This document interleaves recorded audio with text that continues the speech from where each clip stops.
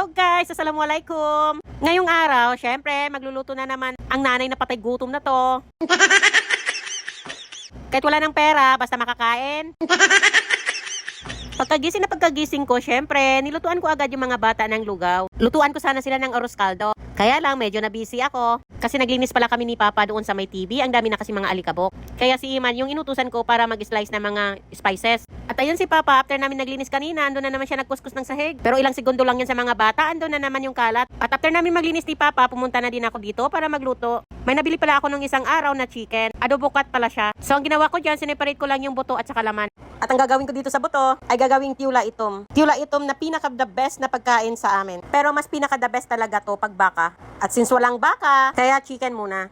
At itong itim, sinunog lahing pala ang tawag nito sa amin. Niyog siya na sinunog sa apoy at nilagyan ng mga spices tulad ng mga asin, turmeric, luya at iba pa. At blinen. At tulad ng nakita nyo kanina, bago ko siya nilagay, tinikman ko muna. Kasi may iba, nilalagyan siya ng sili. At kaya ko tinikman para alam kong tatsyahin. Mahirap na pag may sili to. At baka kapag naparami ko, baka magkakaalmoranas tayo.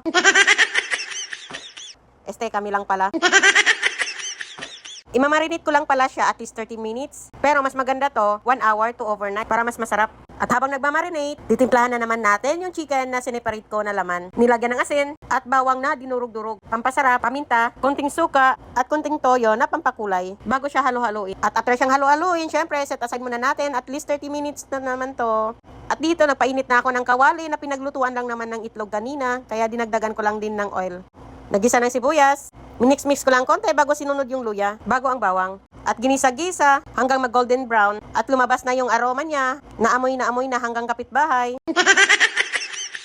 Bago ihulog yung minarinate na natin na chicken kanina. At bago takpan syempre. At agad ko na rin pala binalikan yung chicken na minarinate kanina. At hindi ko pala nabuksan yung video guys. Nilagyan ko lang naman siya ng itlog, harina at saka cornstarch. At binalikan naman ang nakasalang para baliktarin. Naglagay ng tanglad.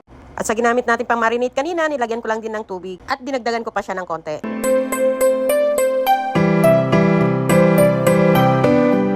At takpan at hintayin natin siya hanggang kumulo.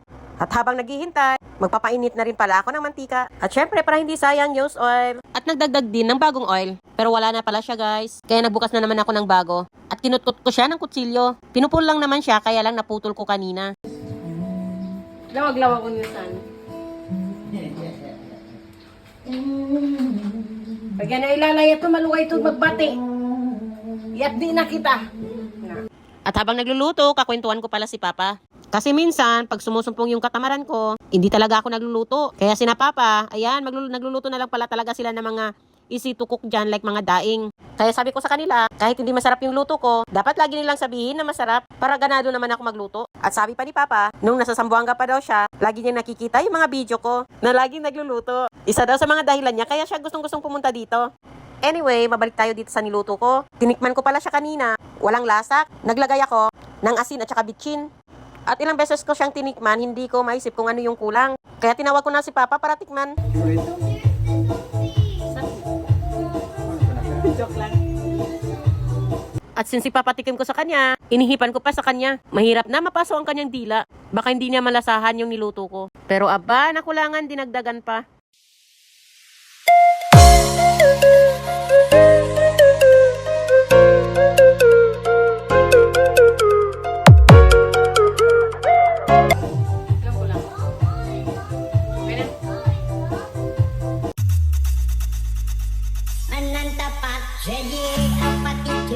At okay na daw pala yung timpla guys. Kaya sabi ko palutuin ko na lang yung meat. At dito nilagay ko na pala yung chicken. Ay putik, hindi ko pala nalagyan ng breadcrumbs.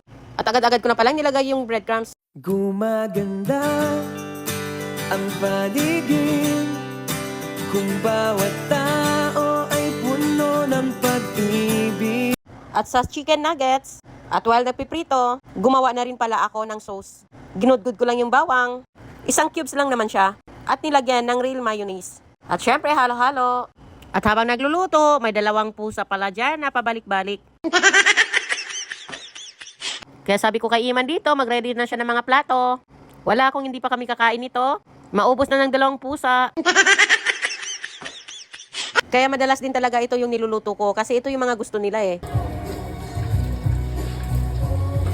At since naluto na, at ayan guys, kain na tayo.